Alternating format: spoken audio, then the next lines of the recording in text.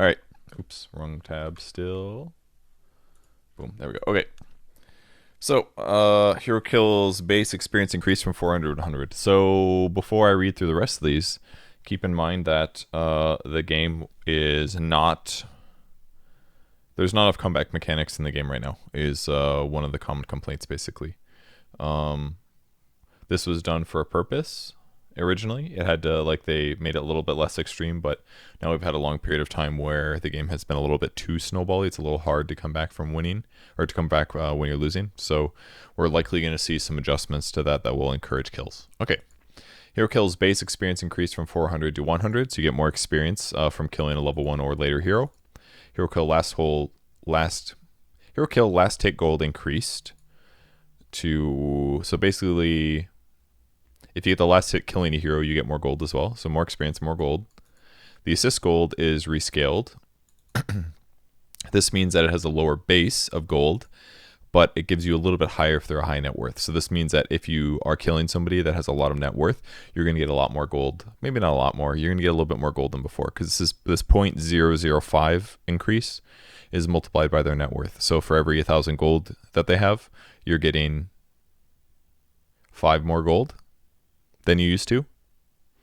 So yes, it's probably basically at early game periods of time, you're going to get a little bit, you're going to get less. But in later game periods of time, when they have high net worth, you're going to get more. So a little bit more gold if you kill cores versus supports than in the past. Passive gold income increased by 10 GPM per minute. That was like, say, an ATM machine. By 10 GPM. Bounty runes are now reliable gold, so that's going to make it easier to have buyback money, because in the last patch, the only way to get reliable gold was passive. Was it? I think it was passive. That means it was unlikely for you to be able to save up money. So, tower last hit bounty from 180 for tier 1, 2, 3, 4 to 120 to 180. So it's scaling a little differently.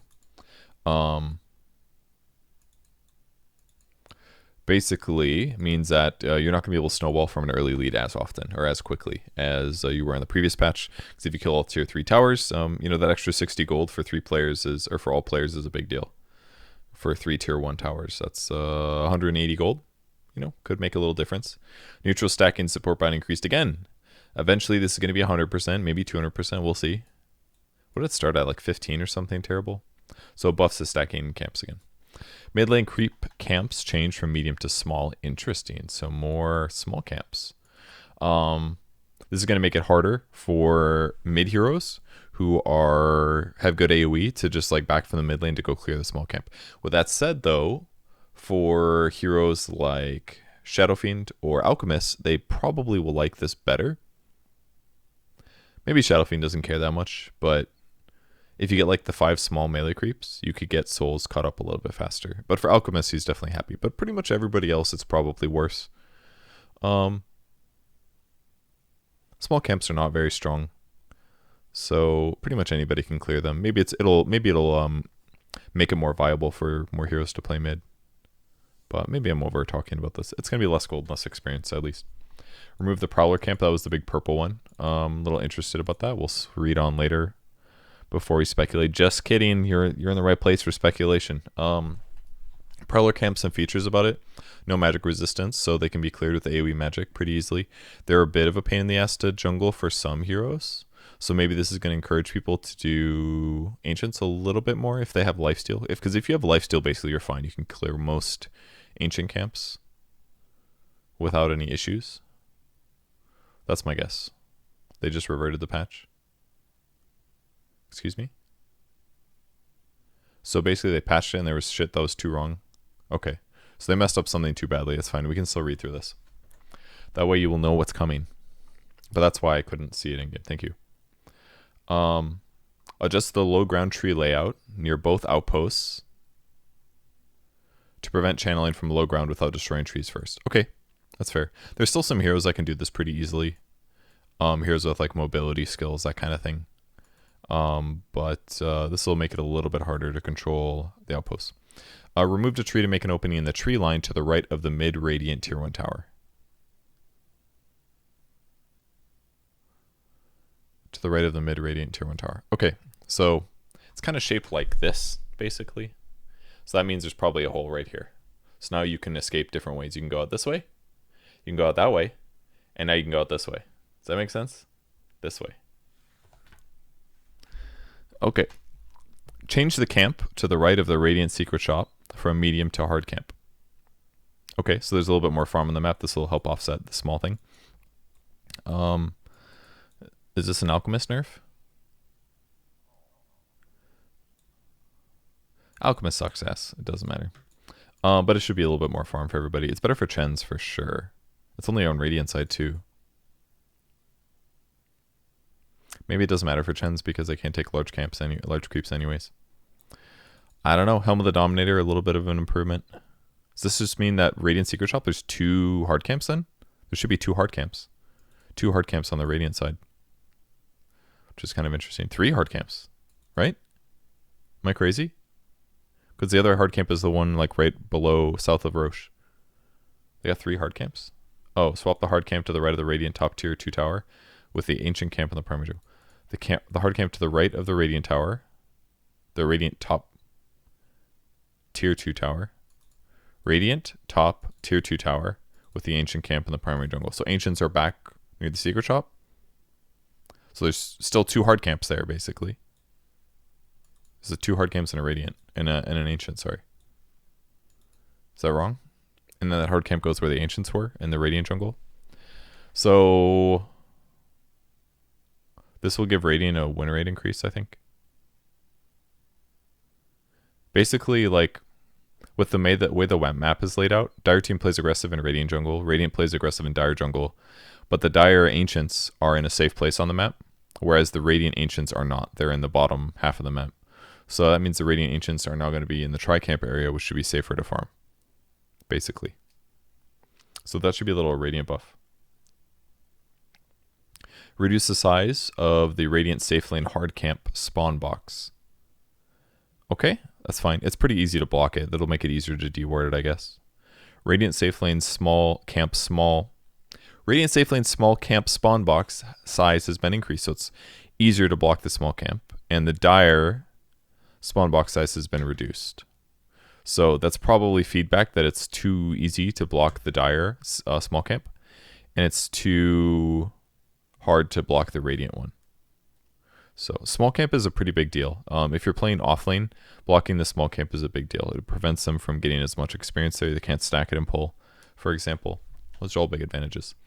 Outposts can no longer be stolen by the other team until they kill one of your tier 2 towers. Interesting. Can no longer be stolen by the other team until they kill one of your tier 2 towers. So basically, they just are going to be there for a long time now. Oh, this is very interesting. This will change so much, actually.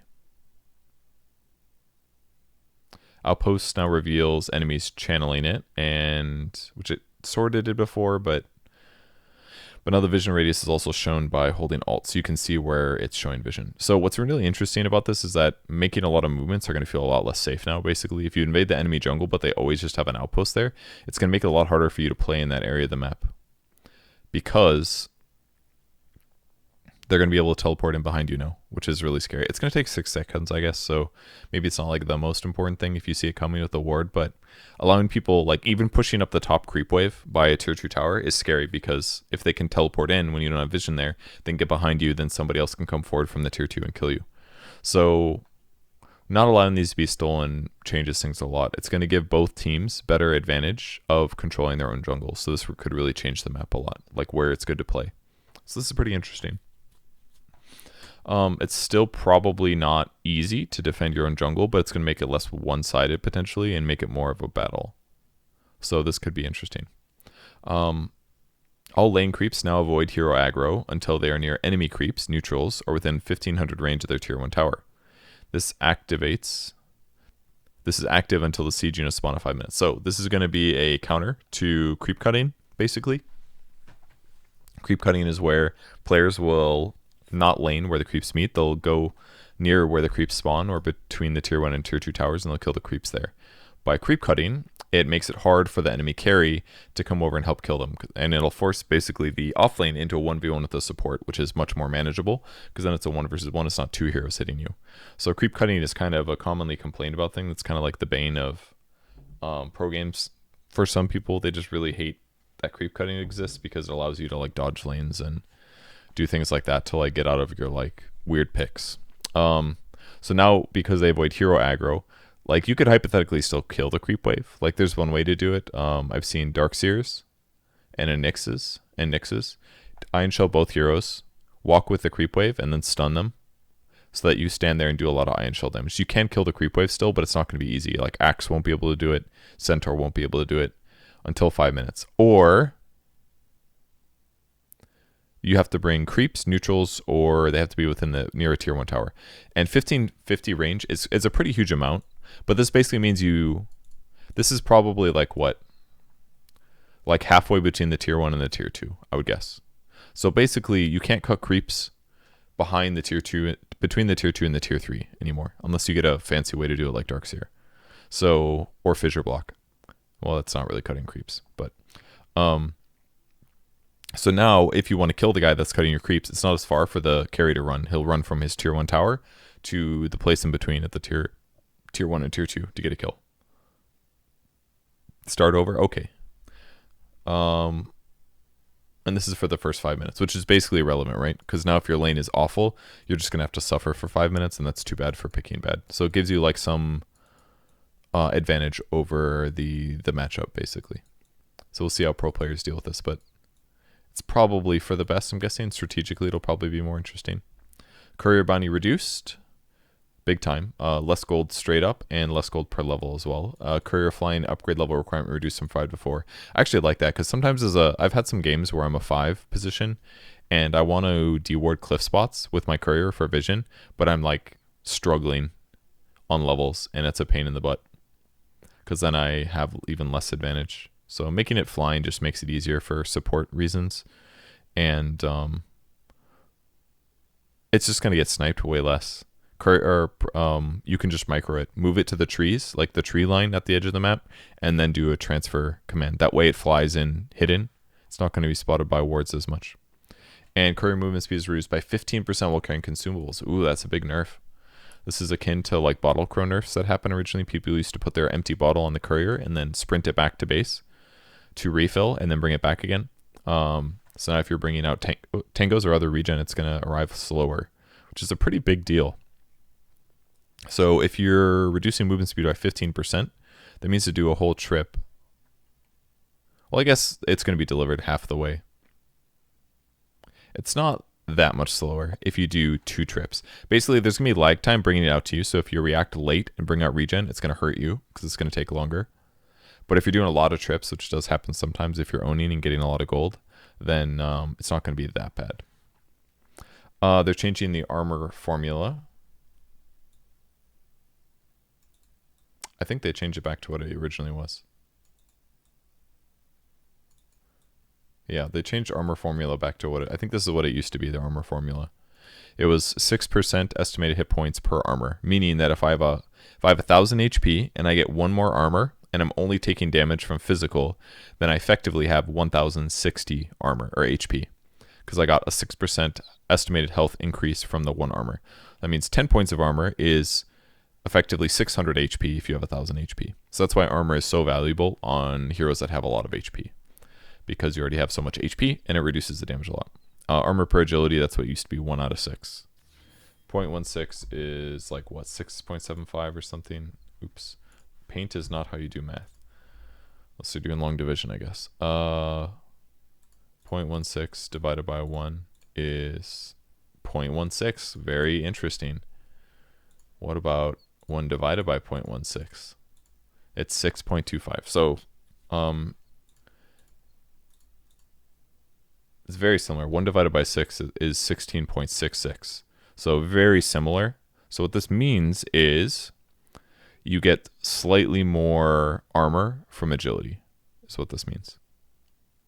Just a tiny bit more. It's like,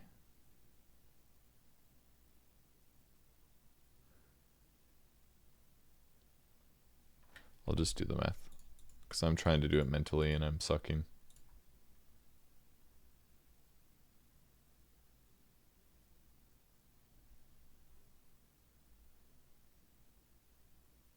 Is it really that low? 4% more armor? Alright, I will trust you. Sorry guys, my brain's not working very well right now. So armor is just a little bit different. Tier 1 towers attack speed increased. Is this 0.9? My monitor has like, do you guys ever have that happen where there's like a tiny pixel line down the middle of your monitor and it's on the left side of my monitor? I didn't bother resetting it, but now it's like making it a little bit misleading to read numbers. Anyone else? So it'll attack a little bit faster, and base attack speed also goes up. So they're going to attack quite a bit faster. This is like a pretty big difference. No? Turn off and on. I know I should, but I don't want to.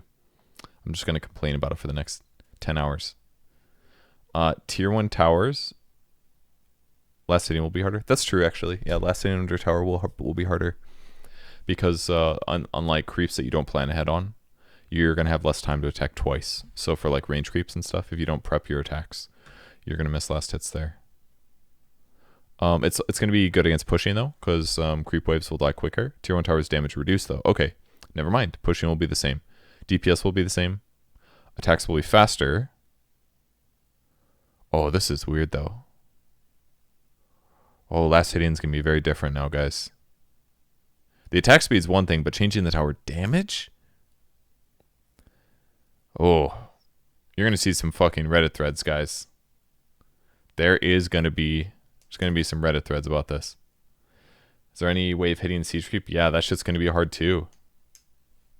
Because before it was like 1 attack, 3 tower hits, and then you get the last hit. But like, if the damage is this low, I don't know what how easy or hard it is to last hit. I guess we'll have to feel it out. Range creep should be easier to hit now. Depends the way you look at it. See, the range creeps are easy on towers because you attack, if you have low damage, you attack them once. The tower attacks them, 3 times, twice? I don't remember. And then you attack it a second time. And then you get the last hit. When your damage gets a little higher, you only have to attack once. But now the damage lower, that window might be longer where you have to always attack twice. Twice? Sure. I don't know exactly off the top of my head what it was, but boy, do I get those last hits. It's most of the time. Tier 2 plus towers attack speed increased. Same thing. Okay, so same overall DPS, but they attack faster. Might help for like glyph reasons or something. Also, the BATs, the attack rates increasing like this. Well, does this also mean it's worse with Bloodlust too, and auras? Why does it say attack rate? It doesn't say BATs.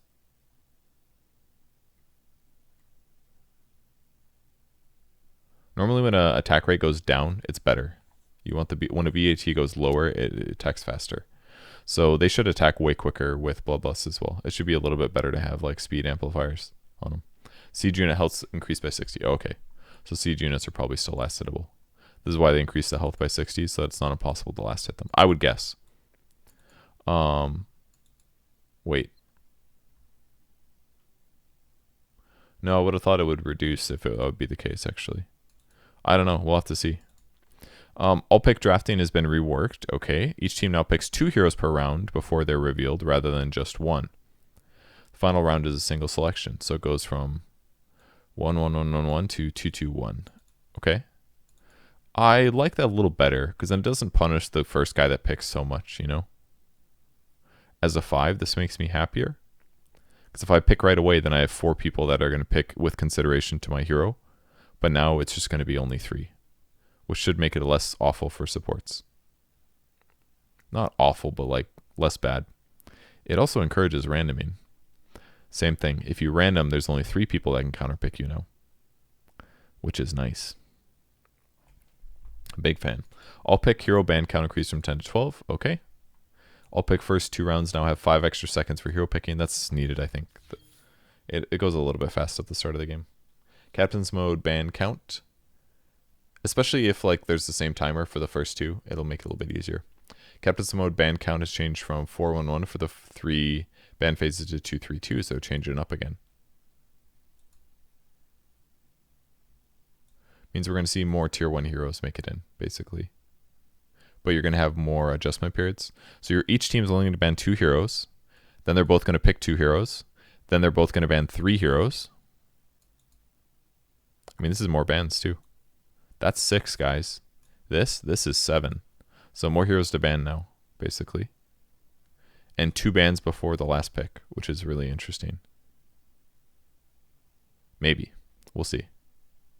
We should read through the rest of this. Captain's mode duration per pick and ban reduced by 5 seconds.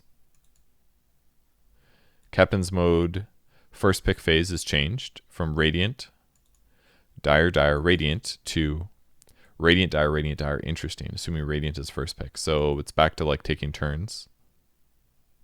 Captain's mode third ban phase is changed from Dire, Radiant to Radiant, Dire, Radiant, Dire. And random draft hero pool reduced. That's probably a good idea. Make random draft like more very specific. 40 is kind of a lot. Okay. I didn't think they were actually going to do this. Fountain now is a Fury Swipe style attacking, increasing its damage by 3 for each hit. This makes it harder to Fountain camp. Makes it harder to dive Fountain. I'm a little surprised.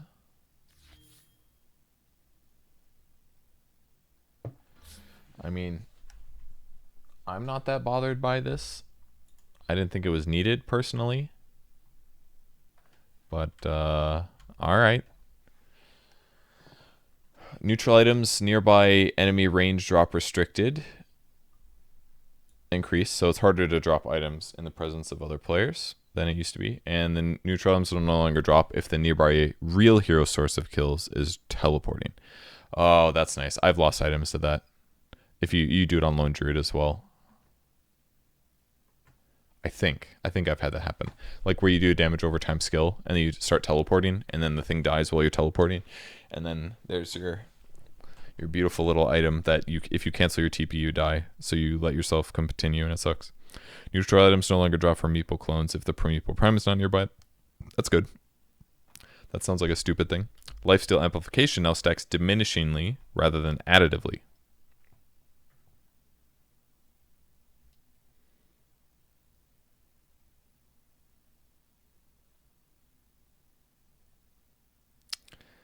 Interesting. So, God, that's really abusive. So basically, I don't want to do the math. Basically, it was too good and they've made it worse, guys. That's Purge telling you this was a nerf to lifesteal amplification. Basically, it's going to make like Paladin Sword much worse. And Halberd, too. Sange, basically. Sange, that kind of thing.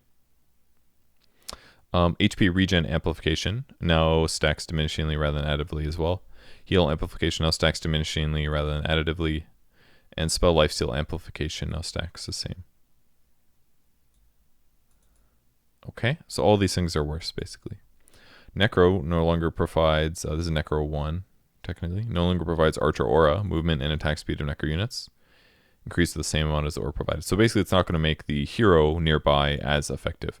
It's a tiny movement speed aura. I think it's like 5% or something. Something really small. 5% movement's not bad, I guess, but this is pretty small, but still a nerf. Attack damage type changed from piercing to hero and damage amount adjusted such the net effect is minus 57% versus creeps, minus 10 versus buildings, and plus 26 versus heroes. So Necros are going to be better at killing heroes, but they're going to be way less good at killing creeps. Massively less good at killing creeps. About the same versus buildings. But basically Necro will be a killing item. So it'll still be okay on like Beastmaster basically. In fact, it might be better on Beastmaster. Because he can already kill creeps relatively quickly with like boars and stuff. Boars still do piercing damage, so they do extra. But the fact that it does more versus heroes, like it's just going to be really good at killing, I feel like. Mana regen reduced by a decent amount, and last will no longer deals damage to spell immunity. I did not know it did. That's busted. Okay. Helm of the Dominator. No longer provides a damage and regen aura. Dominate now also gives the creep a buff that provides 40 base damage. When I glanced over and saw 40 base damage, 12 regen, 4 MP, I was like, what the hell? That's really good. I thought this was going to be like an aura or something, or what it gave you. So it's going to give the creep that you dominate 40 base damage, which is almost double damage for a lot of creeps. 12 HP regen and 4 MP regen. Cooldown's reduced. Recipe is now Helm of Iron Will, Crown, and a 425 gold recipe. So 900-ish gold item, plus 450. So it's about 2,000 gold. This is about the same gold because it used to be 1,000 plus 450 plus like 400 or whatever. Plus 300 gold recipes. So it's a little cheaper. Passive bonuses are now 6 armor. Thank God, more items with armor. 6 armor, 6 HP regen, and 6 all stats. Okay. I like this. It doesn't give you any more armor or damage because it used to give you your hero armor as well. But it's an armor and HP regen item. I kind of like it. It's going to be worse for cores to buy it, without a doubt. But aura type hero is not bad. Okay, Vlad's slightly more expensive. Requires Mask of Death, Blades of Attack, Ring of Basie, and a 600 gold recipe. No longer provides armor aura. Okay, I don't know where that's coming from. We'll see. Something else has got to get their armor aura to make up for this. It's a classic of Dota. No longer provides 5 stats. Lifesteal aura goes down to 15. Now it does a damage aura and gives a mana regen aura. Okay. So Vlad's always gave armor in the past. Armor, lifesteal, damage, mana regen. Used to always give that. So it's more towards what it used to be, but and not giving armor is a little weird. But maybe it was too good for Death Volley and made things too easy. It gave you like all you needed to keep your team alive. But it's got damage again, which is okay. Lifesteal damage. This is why it's so appealing to like bad players. They're like lifesteal and damage. Incredible. I cannot wait to increase my 70 damage by 18%. It's going to be so good. That's what players would say. You'd always see like in Dota 1, you'd see like 2 or 3 Vlads on a team. Because every carrier would buy one. They're like, this is everything I need. Even though it's an aura. A little bit more mana regen. But no armor. Okay. Is this an armor aura? Crown, Sage's Mask, Windlace, 600 gold recipe. This is like what Drum used to give. No longer gives 20 attack speed, 6 attributes, mana regen, moves. This is literally like old Drum.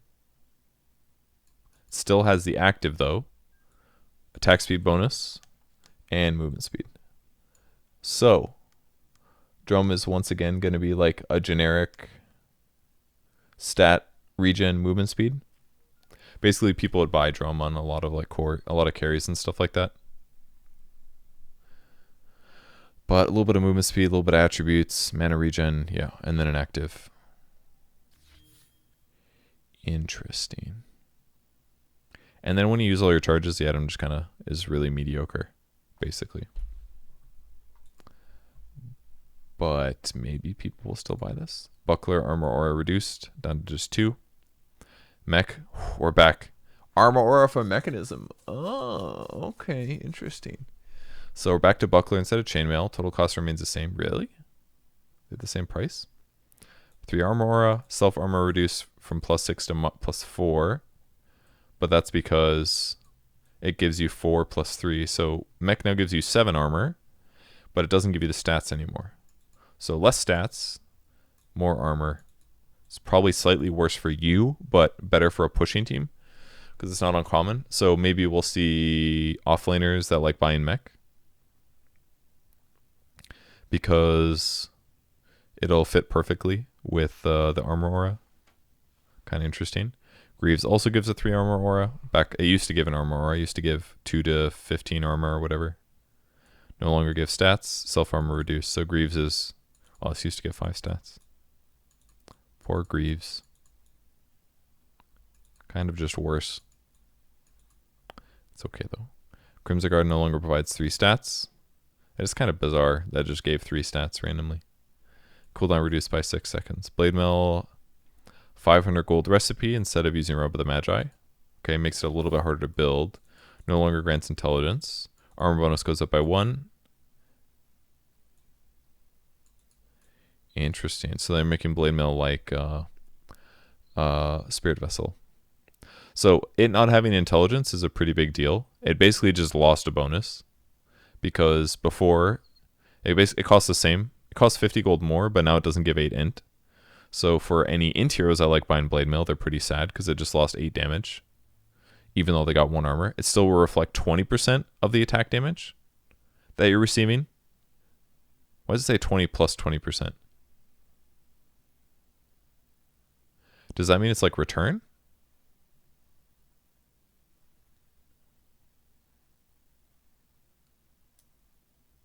I see you guys memeing over there. 20 base. Yeah, so if you take like 1 damage, you'll take 20 back plus 20% of that 1, which is 0. So against damage over time sources, blade mail could be really fucking sick actually. Like if you use an urn on somebody and they turn on blade mail or just have blade mail, you're gonna take like just as much damage back. Well, normally you do take just as much damage back, but you'll take more damage back, especially if they turn it on. And if you turn on blade mail, then it reflects an extra 80%. So this is pretty good. Again, no int, but it's going to make the item a lot more effective against literally on any tanky hero. So items worse on like Nature's Prophet type heroes, but on like tanky core guys that just take damage in the fight, I just feel like it's better. Against like Radiance Burn and shit, this is just stronger, right? You're going to do like, well, it's only 20% passive, I guess. Basically, if the damage is low but it's there, you're going to reflect a lot more. Is Blade Mail just busted against Necrophos? Because he does a lot of damage constantly with Heartstopper? Not sure. I mean, there's still damage though, right? Like if somebody does a little bit of tickle damage, then it will reflect. I don't know, maybe I'm overstating this, but it seems kind of good. This is the 45 that everybody memes about. A new basic item costs 1,000 gold and provides 35 attack speed. So it's a basic item. It's like a shitty Hyperstone. 35 is a lot of attack speed. Gives double what a Gloves of Haste does almost. Costs about double of a Gloves of Haste. We'll see what it builds into. Now requires Blitz Knuckles instead of Quarterstaff. Damage reduced from 52 to 47. To 42, sorry.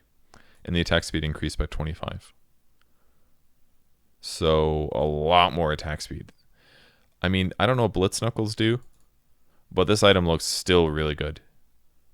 It does 10 less damage, even though a lot of the damage is from the proc. And it has 25 more attack speed. Monkey King Bar was already like pretty sick damage-wise, but it seems better now. Oblivion Staff damage up by 5. Orchid, intelligence reduced by 5. Mana regen reduced, and recipe cost reduced. So, wow, Orchid's getting really cheap.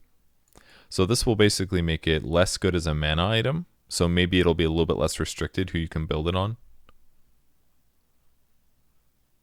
Like it's just a little bit worse on interiors, but not so much that it's debilitating. This is really cheap. This is cheaper than a Deso. Deso's what, 3,500? It's like just a little bit cheaper than a Deso.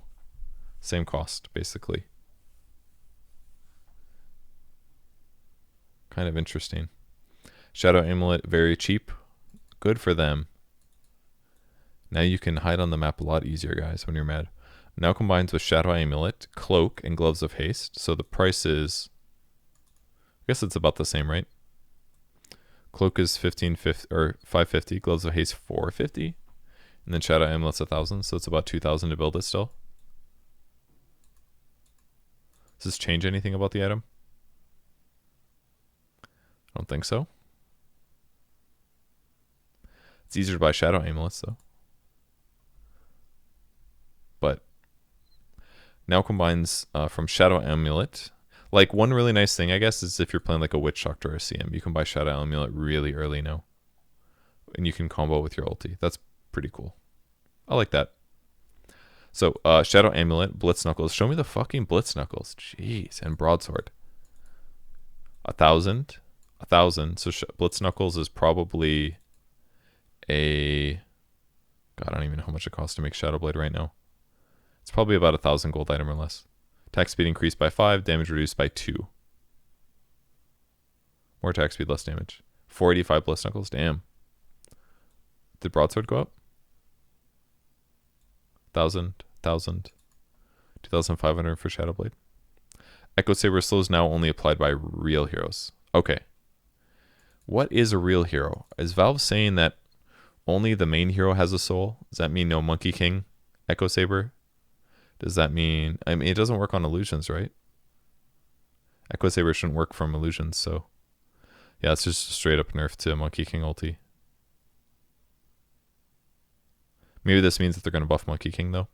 Because that might be one thing holding you back from buffing Monkey King, is that Echo Saber is just too busted with his ulti.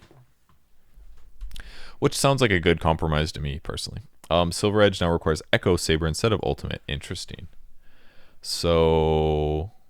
Man, old Slark would have loved this so much.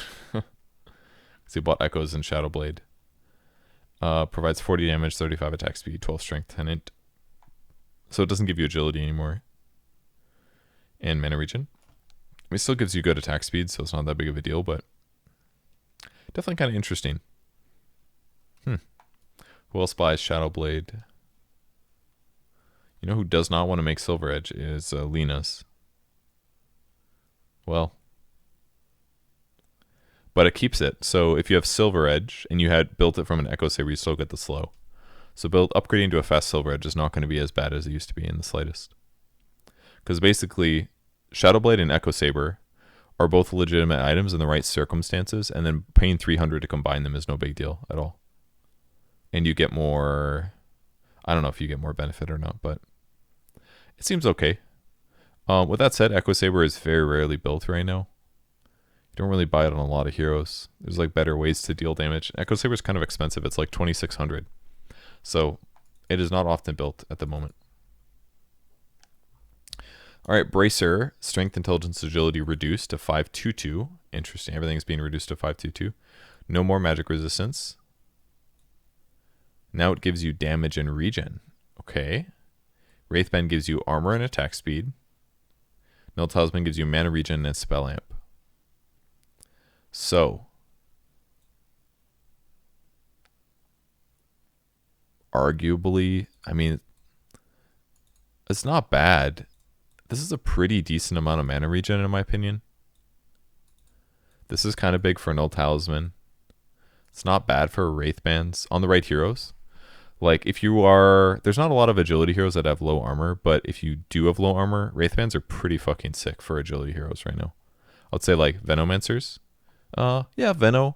Viper is really happy with Wraithband. Viper has really bad base armor. He's got good agility gain, but his armor's pretty mediocre. So, I would say Wraithbands on Viper are excellent right now with this. Anybody else? I don't know if you'd want to buy it on a support. There's just better... Yeah, you wouldn't. There's just better items to buy in supports, even if you're an edgy hero, but Ring of Protection will give you just as much armor, you know, at a much lower cost. But kind of interesting. Less stats is interesting. It's not a huge amount, but it'll be a bit of a difference. You know, you're going to have 2 less int. It's like 24 mana. It might make a difference. Bracer got the biggest nerf for sure, though. 4 magic resistance isn't like massively game-changing, but it just feels like a no-brainer to not buy bracers in terms of laning. Buying bracers is a result of like aiming to have... Like bracers are just really good laning items, but they're not going to be very good later, I don't think. They'll give you... It's an 8 damage item. That's probably the best part about it. And what's actually kind of interesting about this actually is that... I mean, people have been doing this bracer for the last year or so, or 2 years since they gave it magic resistance, but buying, like in the old days, people would not buy bracers for laning, generally, because they costed more than Wraithbands and Null Talismans. So cores, like carries would buy, like most people that buy bracers are strength heroes, right? Most of them were melee, they'd rather just buy Quelling Blade. So they wouldn't buy too many bracers typically in the past. Maybe that was bad Dota at the time. But now it's even better for it because they give damage, so it's kind of cool. But like bracer rushes on offlane heroes or carry heroes that are fighting other heroes seems just really valuable. It's a lot of damage. I mean, it's only 2 more, I guess, but in some lanes, like I feel bad buying bracers sometimes if I'm a strength hero just because it's like, oh, they don't have that much magic, you know. But if it gives you damage and HP regen, that's kind of cool. It's extra. I mean, it already gives HP regen here, but it's just a smaller amount. So I don't necessarily know why they're changing these. They're trying to make them weaker, but adding some benefits. They're just a little bit worse. People will probably still buy them though. Ring of Regen is being reduced. Reduced. Sage's Mask. Okay, so they give less benefit, but they're cheaper. So Sage's Mask spam will be less value because it's going to be a lot less. But they're so inexpensive. 175 is crazy. Crazy cheap. Like, why not have a Sage's Mask at the start of the game? It's only 0.6 though. 0.6 is kind of small. Could just buy an Old Talisman instead. Basey cost is increased. Oh, the recipe cost went up. I see, because they lowered the cost of these. So price is the same for all these guys. Urn of Shadows. Okay, yeah, also this is just for cost stuff. All these are the same. Unbroken speed reduced from 75 to 70. Okay, so the item got cheaper. And broken speed also reduced by 5. So it's 5 movement speed slower, but it's 50 gold less, so it's you can get it faster, but it's a little bit worse. Kaya no longer provides 12% mana loss reduction, so we're back into mana regen amp. Okay, so what this means is mana regen amplification takes the mana regen that you currently have from things like int items, and it increases it.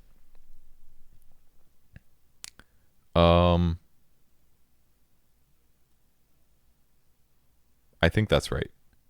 Because in the past, the way it used to work was you get mana regen from int, and if you had an item like Perseverance that gives you that used to give you like mana regen, like 1.5 mana, 2 mana per second or something, then you could then buy a mana regen amplifier. It's kind of like Bloodstone. Bloodstone is a mana regen amplifier.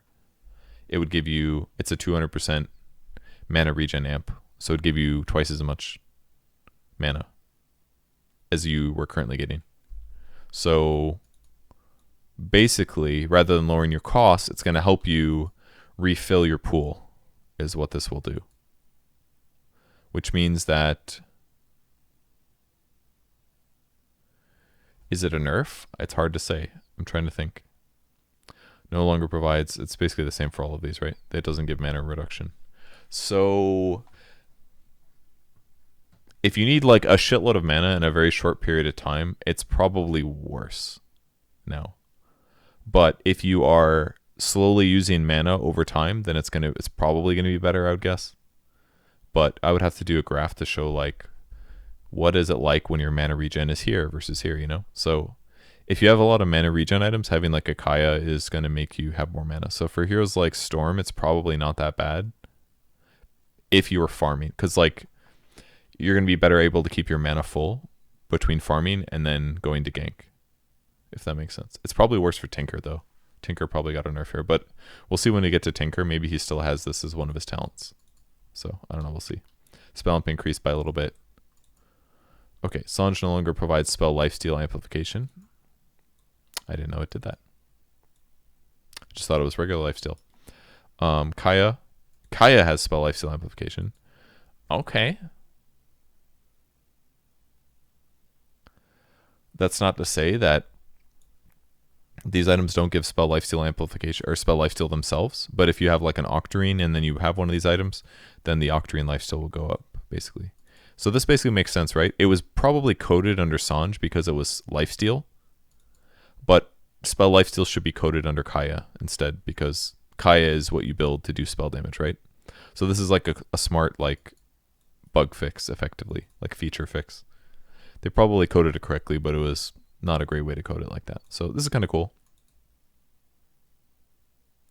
Small nerf for Bristlebacks if you get spell lifesteal talent. Soul Booster gives you 10% magic resistance. Interesting. Okay. Very cool. Just a little baby magic resistance to encourage you to buy some of the least purchased items in the game. God, I haven't seen Octarine Core in so long, actually. And maybe if people do, I just overlook it every time. But I've never seen, or I feel like I don't see those items, except for Bloodstone on Storm sometimes. Almost never see it. 473, new base item, grants 12% spell lifesteal 2.5% against creeps, 900 gold. So obviously pair with Yasha, Kaya, or Kaya's or whatever. 12% spell lifesteal against heroes, 2.5 against creeps, 900 gold. Good on Radiance heroes. I mean, 12% is kind of low. It used to be really good on Viper, but when they changed this damage formula, it's not as good. I mean, it's basically it's a mask. It's a mask of death. 900 gold, the same thing, right? Spell lifesteal, normal lifesteal items about 15. So, I mean, if you do 1,000 magic damage to somebody, and keep in mind that lifesteal is usually calculated based on how much damage you deal to them at the end. So if I attack somebody with 0 armor and deal 1,000 damage, I will lifesteal 15% of that and I'll get 150 HP. But if they have a bunch of armor and I only deal 300 damage, then I'm only lifestealing 30, 40, 45 HP back. So against some heroes, this could be good. This is probably really good on OD. OD could buy this item because he does a lot of spell damage with his orb. So let's say good on OD. Whatever. Who else? Who does a lot of spell damage? Zeus, I guess. You could buy this on Zeus. Basically any like int carry, Leshrac, Death Prophet, heroes like that do a lot of spell damage. It could be good on potentially like Venno. Venno, yeah, it would be good on Venno for sure. He does have a spell lifesteal talent later, but you could grab it potentially. Yeah, this has definitely some cool application potential for sure. Crystal Maiden, turn on that ulti, you can't die. Think about it. All right, Octarine now requires Soul Booster. Voodoo Mask. What is the Voodoo Mask? Is that 473? Have we not read it yet? And a 900 recipe cost. Total cost reduced by 900. Wow, that's a lot cheaper. No longer provides bonus intelligence. Oh, okay. I think that's fine. I think that's actually good. Think of it this way. Like, Octarine was basically restricted to heroes that, like, ideally were int in some ways. Because it's like, there's a lot of heroes that really didn't need the int at all. It's like, Soul Booster already gave you a lot of raw mana pool. It's like, why muddy the waters with some, like, big int item? Make it like a spell lifesteal and cooldown item, you know? I think this is a smart way to fix the item. This is cool. I don't know what the fuck Voodoo Mask is, but we'll find out later. So yeah, if you have Octarine with lifesteal and you have Akaya, then you'll get even more lifesteal. But it's like you're increasing 25% by 24%, so it's not much.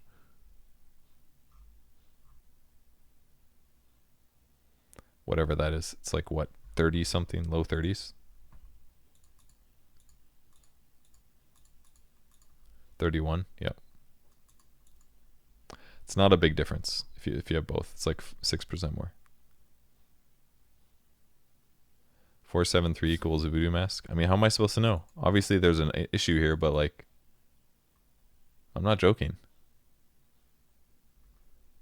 Read in client? I couldn't. When I started this, it wasn't showing in client, so I didn't read it in client. It's in game. I'm not pretending. This is real. This is real. Anyways, I'm gonna keep reading. I'm about halfway through. Veil of Discord, attributes reduced to 4. Recipe cost goes down, cooldown increased. Spell amp reduced a little. Okay. Still gives mana regen. 500 gold less. What is it? Crown Basie recipe. So we're looking at a very cheap item. This is like 1,500 gold to make this. It makes it look a lot more appealing for supports, I would say. Like way more appealing because the recipe cost is so low. It only gives 4 attributes. It's not a huge deal. Cooldown is higher, but it still does a lot of spell amp. So I'd say for cores, Veil is worse, but it's better for supports. So this is kind of cool. And it's really not that much worse. The attribute loss is not a huge deal. Cooldown increase, not a huge deal. 2% spell amp decrease, it's almost nothing.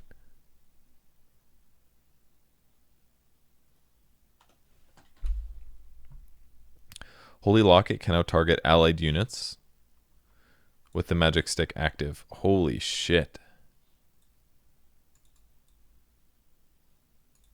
Well,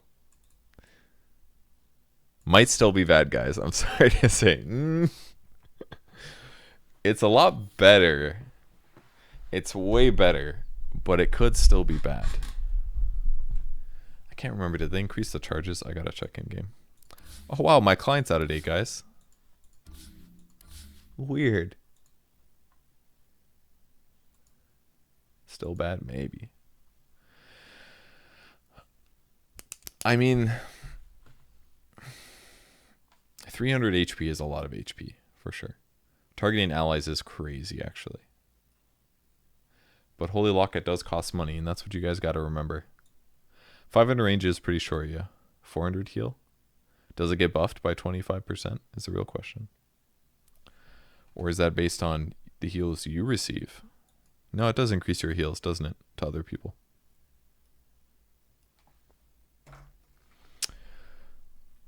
Holy Locket on Oracle is a must now? I mean, you're not necessarily going to be able to farm the damn thing, is the thing.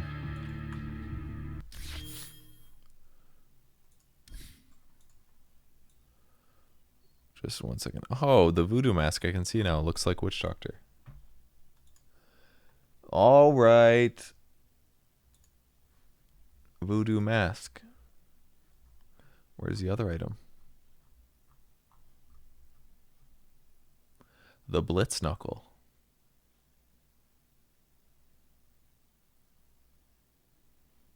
Okay.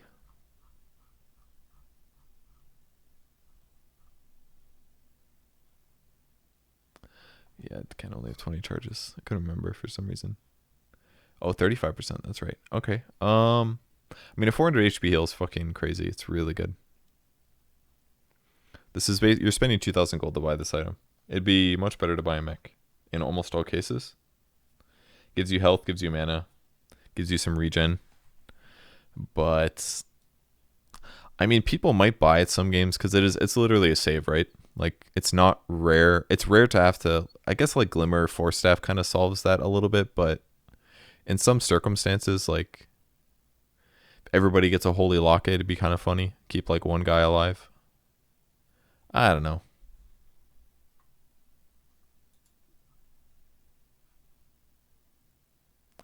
Yeah, it's pretty good on Oracles and some other healing type heroes, but like Force Staff type stuff is almost always going to be better, I think.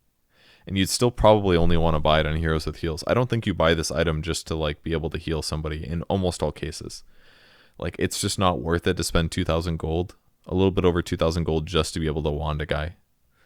Because that just means you don't get the wand either, you know? It's like, yes, you can keep them alive, but like, are you sure a Force Staff couldn't do that? Are you sure a Glimmer, a mech, something like that? Are you sure like an aura item or a save item wouldn't be better? Unless you have heals as well, if you're a Chen or an Oracle or something, or a Dazzle, it makes more sense for sure. And it makes it look way more appealing because it's not just about amplifying the heals. Because that was the problem before. It's like Holy Locket was only good if you were also buying mech and you also had heals on your hero. But now it's like you could just have heals and then have Holy Locket, because now you know that you can dump even more heals on one guy. It's not just like, oh wow, my heal that does 150 now heals for 180. Woo! It's like I can do that and I can dump charges on somebody to save him. So it's definitely going to be, I think it's going to be viable on the right heroes now. Maybe. That's so hard. I wish that mana component was there. That's the part that I think is a little overkill. It might be too expensive. The HP regen's okay. Alright, Soul Ring. Let's see how they ruin Slacks. Now requires 2 Gauntlet, Ring of Protection, and a 350 gold recipe. Now it provides 6 strength and 2 armor. So it doesn't give you HP regen anymore. So, okay, this is kind of a big deal. Means that using Soul Ring is going to hurt you a lot more regen-wise. So for like supports, it's going to matter a bit more. For like cores, it'll matter a bit more too. If you don't have regen. If you go like Tranquil Soul Ring, it's no problem, obviously. 2 armor's not bad though. I'm sure there's a lot of heroes that Slacks plays that could really benefit from literally any armor purchase other than mech. Dude, Slacks is going to have so much armor now. Soul Ring mech every game. It's like 9 armor. Maybe he won't fear the PA anymore. Hyperstone attack speed goes up by 5 to probably compensate for the Blitz Knuckles a little. AC Aura bonus goes up by 5. No longer provides 5 stats. I did not know that it gave 5 stats. Probably from the buckler and stuff like that. So they had to compensate for it. 5 stats is actually pretty nice, I dare say, for the AC. Bloodthorn attack speed goes up by 5. Battle Fury requires Claymore instead of Mithril Hammer. So it's cheaper, but the damage goes down and the mana regen goes down. Okay. Broadsword goes down by 1. Crystallis goes down by a little bit. It's cheaper though. Cloak even cheaper, 450. And Hood will stay the same. So it's cheaper to make Cloak. 450 is pretty darn cheap. Satanic is more expensive, 500 gold recipe. Rest in peace Ursa's and other heroes. Meteor Hammer buffed. Kind of. Cooldown reduced. Stun duration goes down. Perseverance Crown 200 gold recipe. Interesting. 8 stats. Health regen, mana regen. So it's better on agi heroes than it used to be because it gives all stats instead of just strength int. It still gives good health regen. Still gives good mana regen. It's easier to build. There's not so many little pieces. That part's kind of nice. So you can just build a crown and a perseverance in lane. Man, nobody ever builds perseverance anymore. Except for Battle Fury buyers. I never see that item. Because it's only like, what, Lincolns and... Am I crazy? Lincolns and Battle Fury. Interesting though. Refresh Orb? Yes. Lotus. I always buy it last on Lotus. That's why I didn't think about Lotus. It's literally the last. I always buy Plate Mail, Arcane Boots, or Plate Mail. Maybe not. I guess I usually buy our Energy Booster last, actually. I do not buy a lot of Perseverances these days, though. But basically, it's about the same. A little bit better for Agi heroes, lower cooldown. So, any Agi heroes that really want this item? Not sure. Spirit Vessel no longer has a heal reduction aura. Okay. So...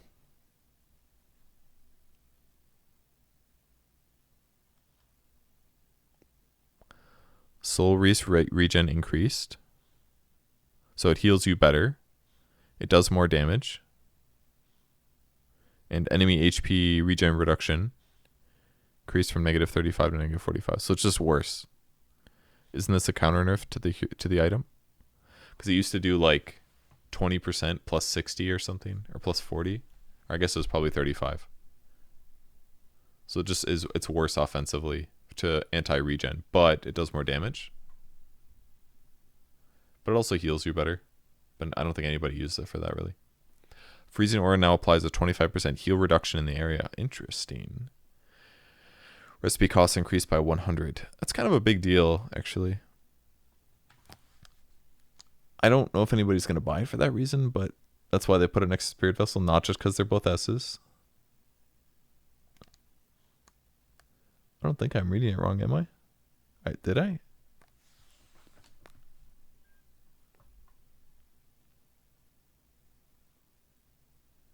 I read it backwards. Doesn't have a heal reduction aura. Soul release regen increase from 30 to 40. That's when you heal somebody. Soul release DPS increase from 25 to 35. That's when you damage somebody. The enemy HP regen reduction increased.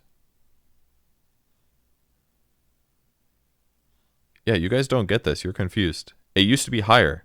I get that this is a nerf. Like, this makes it better, but it used to have like a 20% aura. It used to have a 20% aura. Yeah, the aura was 20%, guys. It used to do 55 active. Now it's 45.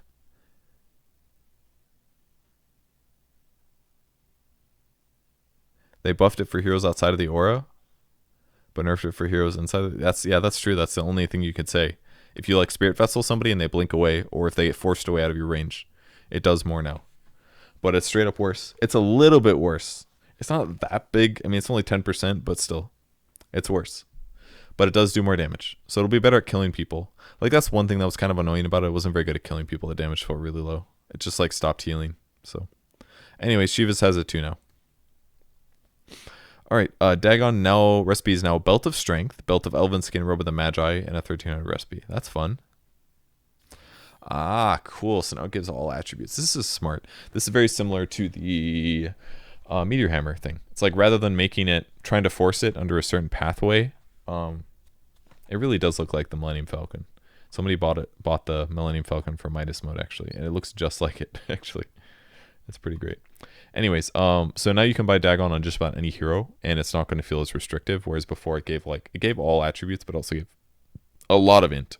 So you can buy it better on strength heroes or whatever else. So it'll be better on Nyx, for example, quite a bit better on Nyx. Not that you should buy Dagon on Nyx, but should be better on Pugna as well, actually. He needs all attributes better than just int, so that's kind of cool. Build-up is a little bit wacky, but whatever, I'm here for it. Heart of Trask no longer provides plus 10 health regen, nor heal or regen amplification. Now passively provides 1% health regen. This is what it used to do back in the day. While out of combat, provides health regen amplification. Okay. Strength reduced by 5. Recipe cost increased. So, it will always give you 1% health regen. 5,000 health, that's 1 HP per second. If I have 3,000 health, no, it's not 1. It's 10. If I have 3,000 health, that's 30 HP per second. When I'm out of combat, it's going to be 45 instead of 30. So the two numbers will be more close in line, basically. That it's going to give more constant regen rather than the holy shit, I'm full health because I'm out of combat. Which I think is probably better for the item. It'll be more useful in actual combat, basically. I don't know if people are going to bother buying it. Like, nobody buys Heart over, like, Satanic, for example. But with Satanic getting more expensive, maybe this will seem more lucrative. But buff to strength heroes, nerf to everyone else? Not necessarily. I mean, it gives you a lot of health. It's not bad. Can you... What does Sange do? How did they change Sange again? Was that where it was with Kaya Sange and all the other ones, I suppose so. So Sange will still increase your regen too. Like if you go, hypothetically, if you have like Sange Yasha and then you buy a Heart, Sange will increase the regen that you get from Heart by 30%. So hypothetically, like SNY Heart on like a Bristleback or something like that, it's probably not bad at all. Especially with Spirit Vessel being weaker. So, yeah. That's a 0 damage build. It's absolutely not a 0 damage build. It's diminishing. That's fine. You don't need a lot of... But like, the difference between stacking and multiplicative on regen amp is basically means if you get a lot of sources of them. Is my understanding. But it's probably still about the same on the first instance. Like if you, like hypothetically, my understanding, this could be wrong, I guess, but if you buy like 6 Sanges and they all work, then it would add up and be a lot. But if let's say I increase something by 20%, then I increase it by 20% again, then I increase it by 20% again, that would be multiplicative. Whereas if I say, I'm taking these coupons as 20% off, I have 5, oh, it's free. That's the difference. 5 coupons, 20% off every time makes it free. If you add. If you multiply it, it goes down to 80%. Then it goes down minus 16, which is 64. Then it goes down by another 20%. It's not going to be free ever. You're just taking 20% off every time. Does that make sense, guys? That's multiplicative rather than additive. So it's just not going to be, you're not going to be able to stack it to like crazy levels as well as easily. Yes, believe me, I did see that Shiva's has the aura. You guys were still wrong though, I promise. Okay, where are we at? I have Scotty. Heal reduction increased from 35% to 40%. Okay, slow increased a little bit. Yeah, Scotty's felt a little underwhelming to me. And I don't think I've seen anybody really buy it. It's a cool idea, and maybe it won't work, but we'll see. Quelling Blade nerfs. Oh, no! Better for range, though. 6 damage is not bad, actually. This is getting into like territory where it's worth buying. If you're playing some like ranged hero, I thought about this a little. Well, I think I saw somebody play. Was it Jo maybe? He bought Quelling Blade on Visage mid, because it's like if I'm spending 500 gold just to buy a fucking Null Talisman for 6 damage, why not get a Quelling Blade for 6, guys?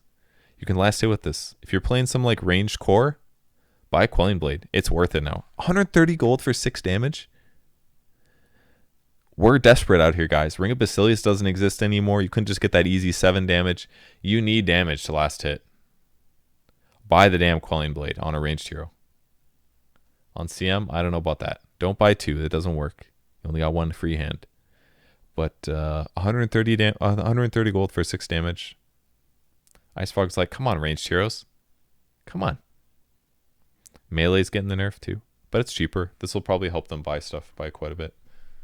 It still has most of its functionality, cutting trees. Support's buying this cheaper. It's amazing. Linked Sphere, recipe cost reduced by 300. Abyssal Blade, cast range reduced. My 2K MMR friends are going to be very happy about this. They've been very mad about Abyssal Blade. They think it's very busted. Think the cast range is too long, so they can't complain anymore. Heaven's Halberd, evasion reduced by 5%. I think that's fair. Halberd is a little too cheap for... It's like... It did too much, I think, between like... There's a lot of like tanky core heroes that could buy Halberd pretty quickly and feel really secure in the purchase. As long as they had farm capabilities. Like in the past when you buy Halberd, you'd be like, why would you buy Halberd? You're not going to farm fast. It just felt like weird. But now it's like on... It's like a good item to rush on like a lot of strength heroes that have other teamfight capabilities because it makes them really hard to kill. So reducing the evasion by a bit I think is fair. It's like definitely a strong item right now. Dragonlance is better for agility heroes back once again. So should you still buy Dragonlance on every agility hero? God no.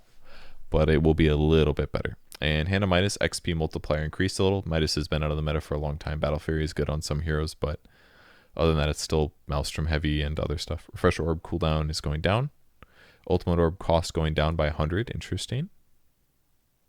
Manta, everything. All same, all cheaper. Mana reduction. Mana regen reduced for raindrops. Nullifier projectile speed increase. I think that needed to happen, actually. It's like you basically had to be in melee range to use Nullifier. If you were like not in perfect melee range, using Nullifier was a little bit too hard, I thought. It's a good item, and it's definitely useful in some situations, but I wish that the projectile speed is a little higher. I'm happy with that. Aghanim's Blessing is 200 gold cheaper. I think this is good. I thought it felt like at first everyone's like excited because Ag's Blessing upgrade was like, oh, you get a free slot, but like 1,800 sunk into your net worth is costly. Like makes your buybacks more expensive, all that stuff. So lowering the cost I think is fair. 1,800 was a lot. Aetherlens recipe cost reduced a little bit, and Boots of Travel 2 cooldown goes from 40 to 30. Interesting. It's really low. I always forget it. I barely thought about Boots of Travel 2 in probably months. This looks very out of place. So if you upgrade it, you get 20 more movement speed, and the cooldown goes down by 10, which is pretty good for split pushing. Still 2,000 gold, which is a lot, but all right, time for this shit to jump. There we go. All right, Smoke of the Sea cost reduced. I'm happy about this. ADU felt a little bit high. It felt like expensive if I'm a support in the early game and I see that I have 2 smokes in my shop, and I was like, I need to buy one because it's not restocking. And then I'd look at my money and I'd be like, I gotta buy a sentry. So smoke going down on cost I think is good. People don't buy them enough, even at my MMR. Replenish cooldown reduced for sentries, so there will be a little bit more sentries, and tome cost reduced by a lot too. Okay, these are just nice buffs to supports. I gotta say, especially the tome one. It's cool.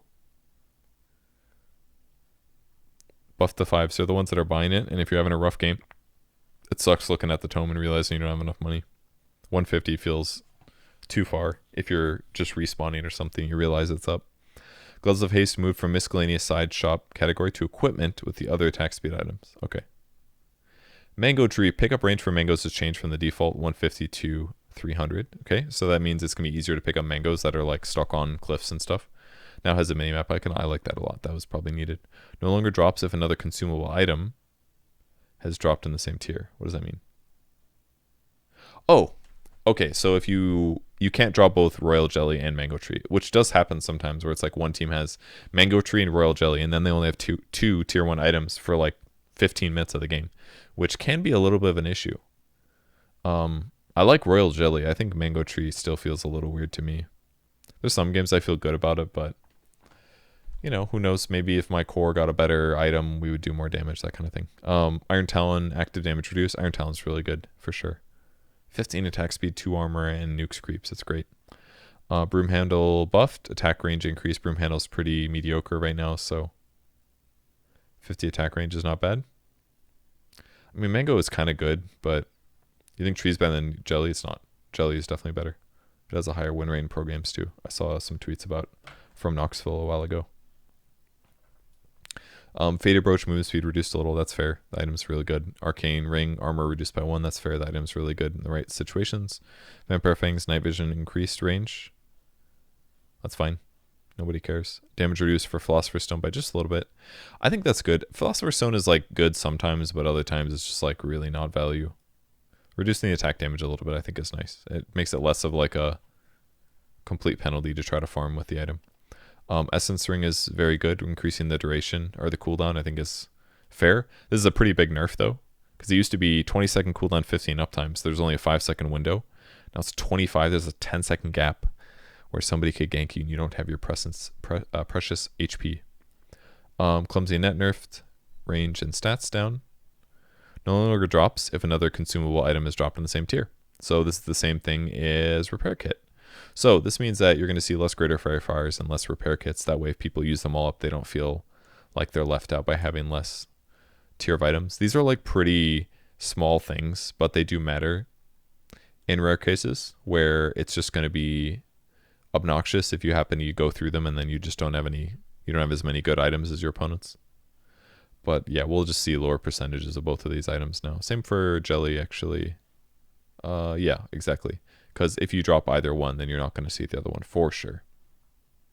So people will now be flaming their mango trees or jellies. Nobody dislikes jelly, I don't think, except for maybe supports.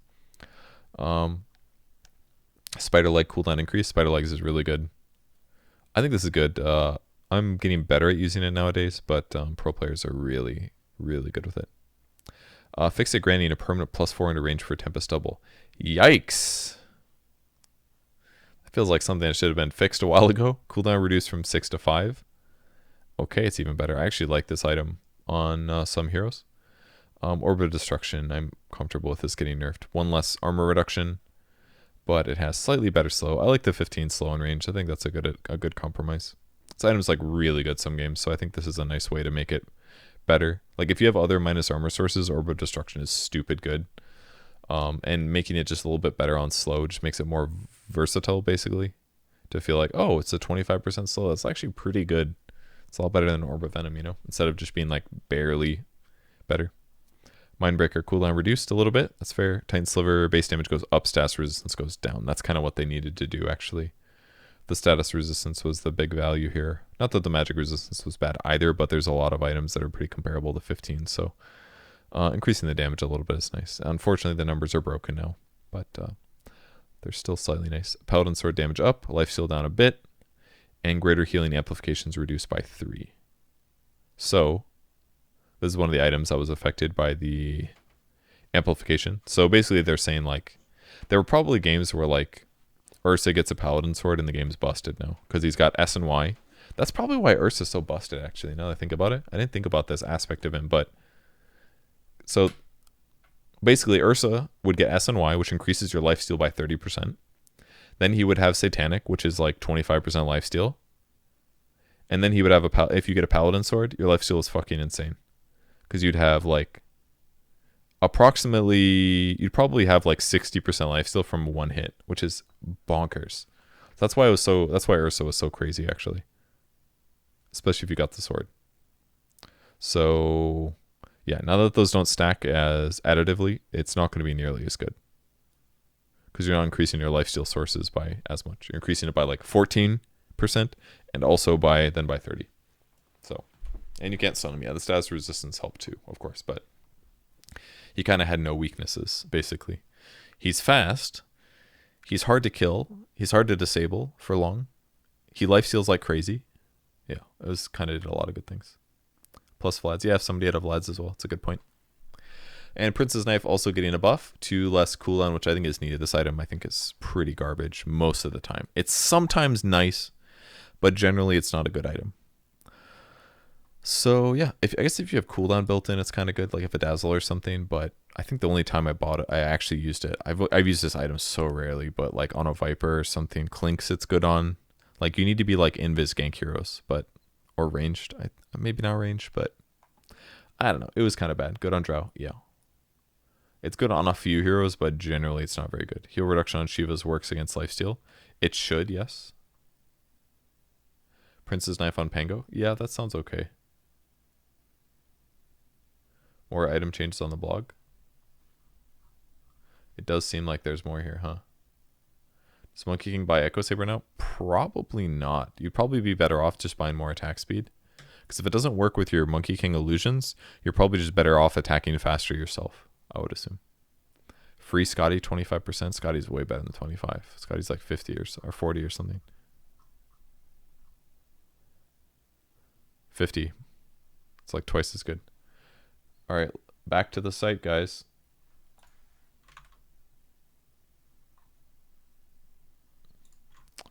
Okay, let's scroll down and find where we were.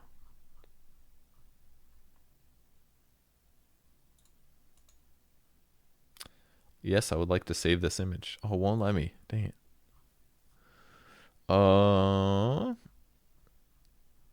Hey, okay. So many more. All right. Flicker now is a minimum 200 range blink.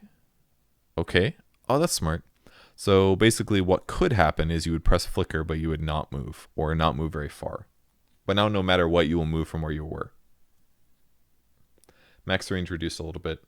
That's fine. I like flicker. It's very good sometimes. Illusion escape. Illusion incoming damage increased. Okay, that's fair. Let it be more obvious it's an illusion. Because it was a little bit too. 50% damage increase is still like kind of misleading and hard to tell. Havoc Hammer buffs, one of my favorite items. I love playing strength heroes when I get this. 50 more AoE. 50 more damage.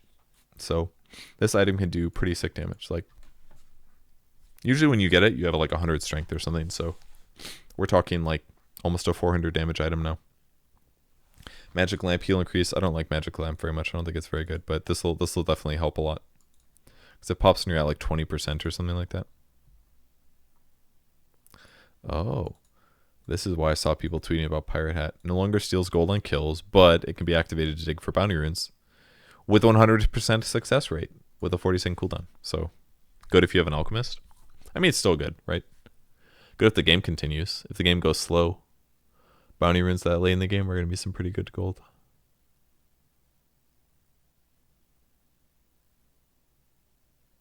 Might want to test 6 blade mills. I'm sure they're patching that out. There's no way that you should be able to stack them.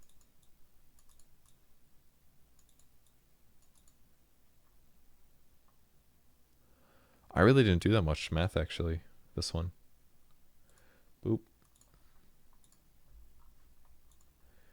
Interesting. Let's play a game.